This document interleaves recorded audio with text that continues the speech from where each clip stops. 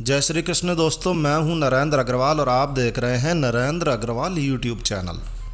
तो आज इस वीडियो में हम आपको वट सावित्री यानी कि बड़ अमावस्या की पूजा विधि, कैसे इस पूजा को किया जाता है, इस पूजा में क्या क्या सामग्री काम में ली जाती है और बड़ अमावस्या यानी कि वट सावित्री व्रत की कहानी शेयर करने जा रहे हैं। तो ये वीडियो अपने आप में एक पूर्ण वीडियो है जिसमें पूजा विधि, पूजा की सामग्री और कहानी सभी कुछ एक ही वीडियो में आपको मिलने वाला है। तो आइए शुरू करते हैं। वट सावित्री, जिसे लोक भाषा में बड़ अमावस्या व्रत भी कहा जाता है, ये व्रत हर वर्ष ज्येष्ठ मास की अमावस्या के दिन किया जाता है। अब ये वट सावित्री का व्रत जो है वो केवल सुहागिन महिलाएं करती है। इस व्रत में भगवान विष्णु और माता लक्ष्मी जी का पूजन किया जाता है और साथ ही साथ वट वृक्ष यानी कि बरगद के पेड़ का भी पूजन किया जाता है। तो हिंदू महिलाएं इस पूजा व्रत को करके अपने पति की लंबी आयु के लिए प्रार्थना करती है, अपने सुखमय जीवन के लिए भगवान से वरदान मांगती है। वर्ष 2022 में ये व्रत 30 मई के दिन रखा जाएगा और इस बार आने वाला ये व्रत कुछ खास है क्योंकि इस बार ज्येष्ठ अमावस्या और सोमवार का संयोग बन रहा है, यानी कि वट सावित्री व्रत के साथ साथ यह दिन सोमवती अमावस्या का दिन भी है। तो सोमवती अमावस्या है, ज्येष्ठ का महीना है। इस दिन आपको जरूर से कुछ दान पुण्य जरूर करना चाहिए, किसी गरीब व्यक्ति को भोजन कराइए और किसी प्याऊ में पानी जरूर से डलवाइए।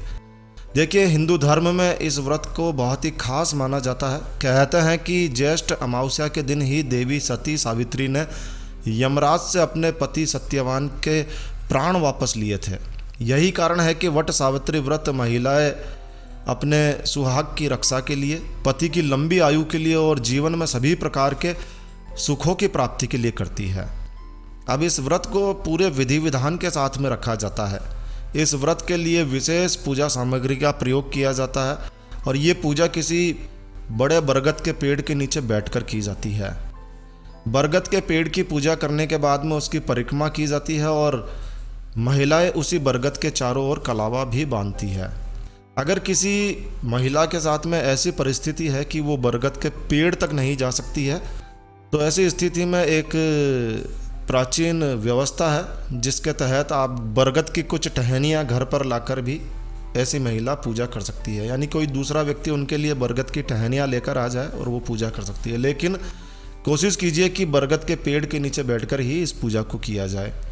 तो ये बहुत ही प्राचीन मान्यता है। माना जाता है कि बरगद के पेड़ में त्रिदेवों का निवास होता है, यानी कि बरगद में ब्रह्मा, विष्णु और महेश तीनों ही निवास करते हैं।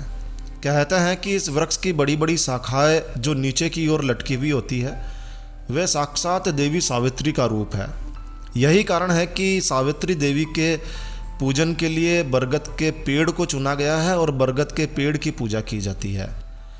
अब आपको पूजा की विधि बताते हैं। ज्येष्ठ अमावस्या के दिन सुहागिन महिलाएं सुबह ही एक टोकरी में पूजा की सारी सामग्री इकट्ठा कर लेती है और फिर बरगद के वृक्ष के नीचे जाती है। अब पूजा की ये सामग्री क्या है यह जानना बहुत ज़रूरी है। तो देखिए, कई स्थानों पर सावित्री और सत्यवान की प्रतिमाएं ली जाती है। कई स्थानों पर आटे का बरगद और आटे के फल बनाकर पूजा के लिए लिए जाते हैं। कई स्थानों पर सावित्री सत्यवान की प्रतिमाएं आटे से ही बनाई जाती है। एक बात का विशेष रूप से ध्यान रखिए, इस पूजा में आटे का ही दीपक काम में लिया जाता है, तो आटे के कुछ दीपक बनाकर घर से ले जाना है। पूजा के लिए लाल कलावा, मोली और सूत का प्रयोग किया जाता है। कच्चा सूत होना चाहिए। बांस का पंखा यानी कि पंखी जो होती है, बांस की पंखी, आम, खरबूजा और शक्कर, ये भी पूजा में रखे जाते हैं और दक्षिणा के लिए कुछ रुपए, खुले रुपए आप अपने साथ में रख लीजिए। आटे का एक बरगद का पेड़ बनाया जाता है। कई स्थानों पर, राजस्थान में खासकर, आटे का बरगद का पेड़ बनाकर ले जाया जाता है। लाल वस्त्र जो कि पूजा में बिछाने के लिए काम में लेना है। कई स्थानों पर लाल रंग का ब्लाउज ले जाया जाता है जो कि बरगद के पेड़ को समर्पित अर्पित कर दिया जाता है। कुमकुम या रोली, धूप, दीप, घी, बाती और पुष्प, जी हाँ, ये सभी चीज़ें जो सामान्यतः पूजा में काम में ली जाती हैं वो सारी कुछ लेनी है। इसके अलावा कुछ फल, जल से भरा हुआ कलश, सुहाग की सामग्री, पूरिया, गुलगुले, चना, ये भोग के लिए लेते हैं, या फिर स्थानीय रिवाज के अनुसार लापसी चावल भी ले जाए जा सकते हैं। इसके अलावा जब बरगद के पेड़ की परिक्रमा की जाती है तब हर परिक्रमा के बाद में मूंगफली के दाने रखे जाते हैं या फिर टॉफ़ी, रेवड़ी ऐसी चीज़ें समर्पित की जाती है, तो वो भी आपको रखनी है। चलिए पूजा की सामान्य विधि बताते हैं। देखिए, ये पूजा अलग अलग क्षेत्रों में अलग अलग स्थानों पर थोड़ी अलग तरीके से हो सकती है, लेकिन सामान्य विधि यही है। तो सामान्य रूप से ये पूजा एक समूह में यानी कि एक ग्रुप के रूप में की जाती है। तो एक ही पेड़ के नीचे गली मोहल्ले या कॉलोनी की विवाहित महिलाएं इकट्ठा हो जाती है, फिर सभी मिलकर इस पूजा को करती हैं। तो रोली सिंदूर से बरगद के वृक्ष पर तिलक लगाती है, फिर कच्चा सूत बरगद के तने में बांधा जाता है, बरगद के तने से बांधा जाता है, और इसके बाद में 11, 21 या 108 परिक्रमा की जाती है। तो जितनी भी आप परिक्रमा करें उतने दाने मूंगफली के या फिर कुछ खाने की सामग्री जैसे कि टॉफ़ी, रेवड़ी आदि आप समर्पित कर सकते हैं। फिर पूजा के लोटे का जल बरगद की जड़ों में डालकर बरगद के पेड़ को सींचा जाता है, पूजा की जाती है। पूजा के बाद में पूजा की कहानी सुनी जाती है, ये बहुत ज़रूरी है। और फिर उसी पेड़ के पत्तों से गहने बनाए जाते हैं। गहने बनाकर महिलाएं अपने हाथों में, गले में, कानों में, पैरों में पहनती है और फिर वट वृक्ष से अपने पति की लंबी आयु की कामना करती है। माता सावित्री देवी से प्रार्थना की जाती है और इस प्रकार से विवाहित महिलाएं पूरे विधि विधान से पूजा अर्चना और अंत में आरती करके अपने घर वापस आती है। पूजा के बाद में वहीं बरगद के पेड़ के नीचे बैठकर वट सावित्री की व्रत की कहानी सुनी जाती है और उसके बाद में गणेश जी की कहानी जरूर से सुननी चाहिए। चलिए वट सावित्री के व्रत की कहानी आपको सुनाते हैं।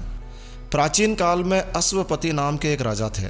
उनके कोई संतान नहीं थी, तो उन्होंने ब्रह्मा जी की पत्नी विद्यार्थी की तपस्या की। अब विद्यार्थी की कृपा से राजा के यहाँ एक सुंदर कन्या ने जन्म लिया और राजा ने उस लड़की का नाम सावित्री रखा। सावित्री बहुत ही रूपवान थी, बहुत ही गुणवान थी। राजा ने पंडितों से उसकी शादी की चर्चा की, तो पंडितों ने सलाह दी कि सावित्री को खुद अपना वर चुनने की आज्ञा दीजिए। तो राजा ने ऐसा ही किया। एक बार सावित्री सत्यवान और उनके माता पिता से मिली। अब सत्यवान के रूप, गुण और लक्षण देखकर उन्होंने उसे अपना पति चुन लिया। राजा सावित्री की शादी सत्यवान से करने को तैयार हो गए। जब नारद जी को इस बात का पता चला तो नारद जी ने राजा से कहा कि हे राजन, सावित्री ने जो पति चुना है वो बुद्धि में ब्रह्मा के समान है, सुंदरता में कामदेव के समान है और वीरता में साक्षात भोलेनाथ शिव के समान है और क्षमा करने में तो वो पृथ्वी के समान है। लेकिन राजा ने कहा लेकिन क्या? लेकिन वह अल्पायु है और 1 वर्ष बाद ही उनकी मृत्यु होने वाली है। ये जानकर राजा बहुत दुखी हुए। उन्होंने यह बात सावित्री को बताई कि भाई ऐसी स्थिति है, कोई दूसरा वर चुन लो। तब सावित्री ने कहा कि शक्तरानी एक बार ही वर चुनती है और मैं सत्यवान को वर के रूप में चुन चुकी हूँ। तब राजा ने सत्यवान व सावित्री का विवाह करवा दिया। सावित्री ससुराल पहुंची। ससुराल पहुंचते ही उसने अपने नेत्रहीन सास ससुर की सेवा शुरू कर दी। बचपन से ही सावित्री भोलेनाथ शिव की आराधना किया करती थी। उसे अपने भविष्य के बारे में भी मालूम था। शादी के बाद भी वह ओम नमः शिवाय का जप करने लगी और आने वाले संकटों से बचने के लिए प्रार्थना करने लगी। एक दिन सपने में शिवजी ने उसे वट वृक्ष अर्थात बरगद के पेड़ की पूजा करने के लिए कहा। सावित्री ने नियम पूर्वक वट वृक्ष की पूजा शुरू कर दी और जब सत्यवान की मृत्यु होने में केवल 3 दिन शेष रह गए तो उसने खाना पीना छोड़कर कठोर व्रत शुरू कर दिया। ज्येष्ठ महीने की अमावस्या का दिन था। सत्यवान जब लकड़ी काटने के लिए जंगल जाने लगे तब सास ससुर की आज्ञा लेकर सावित्री भी साथ में चली गई। लकड़ी काटते काटते अचानक सत्यवान के सिर में दर्द होने लगा तो सावित्री बोली, मेरे गोद में अपना सिर रखकर थोड़ी देर आराम कर लीजिए। सावित्री की गोद में लेटते ही सत्यवान की मृत्यु हो गई। यमराज सत्यवान की आत्मा को लेकर जाने लगे तो व्रत के प्रभाव से सावित्री को यमराज दिखाई देने लगे। वे यमराज के पीछे पीछे चल पड़ी।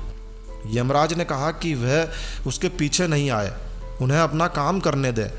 लेकिन सावित्री बोली कि मैं अपने पति के बिना एक क्षण भी नहीं रह सकती और इसीलिए मैं अपने पति के साथ ही चलूँगी। यमराज ने कहा कि तुम मेरे साथ नहीं चल सकती हो, सत्यवान के अलावा कोई भी और वरदान मांग लो। सावित्री बोली, मेरे सास ससुर राज्य छोड़कर अंधे होकर रह रहे हैं, उनकी आंखों की रोशनी और उन्हें राजपाट वापस मिल जाए।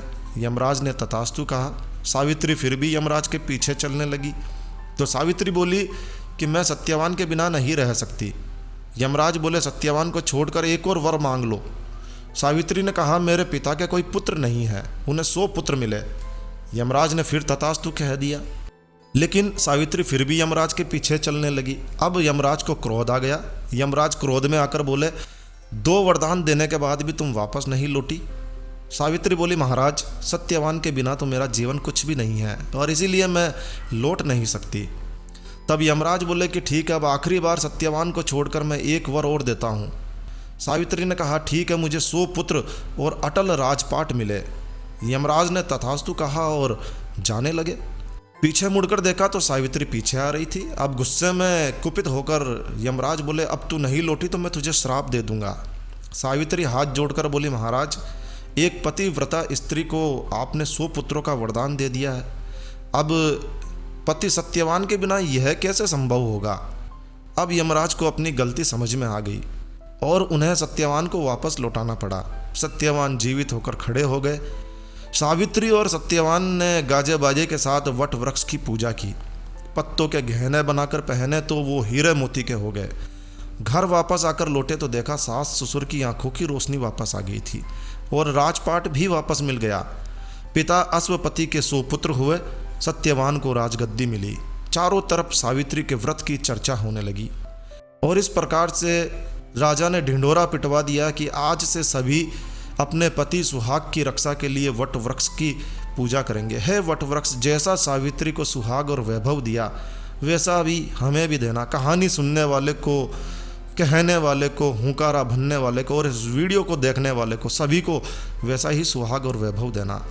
बोलिए सावित्री माता की जय हो, बोलिए गणेश जी भगवान की जय हो। और इस कथा के बाद में गणेश जी की कहानी जरूर से सुननी चाहिए। यदि आप गणेश जी की कहानी, विनायक जी की कहानी सुनना चाहते हैं तो इस वीडियो के अंत में आपको एक गणेश जी की कहानी का लिंक मिल जाएगा जिस पर आप क्लिक करके उस कहानी को सुन सकते हैं।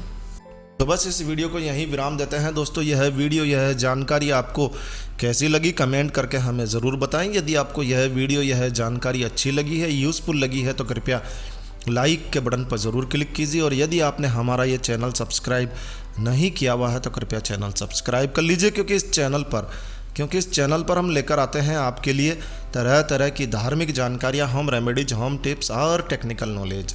तो सब्सक्राइब करने पर आपको हमारे नए वीडियोस की अपलोड्स लगातार निरंतर मिलती रहेगी। तो अभी सब्सक्राइब के लाल बटन पर क्लिक करके चैनल सब्सक्राइब कर लीजिए। तो एक नया वीडियो, एक नई जानकारी लेकर मैं आपका दोस्त नरेंद्र अग्रवाल फिर मिलूंगा। तब तक के लिए stay healthy, stay happy. Thank you for watching my video. Thanks. जय श्री राम, जय हनुमान।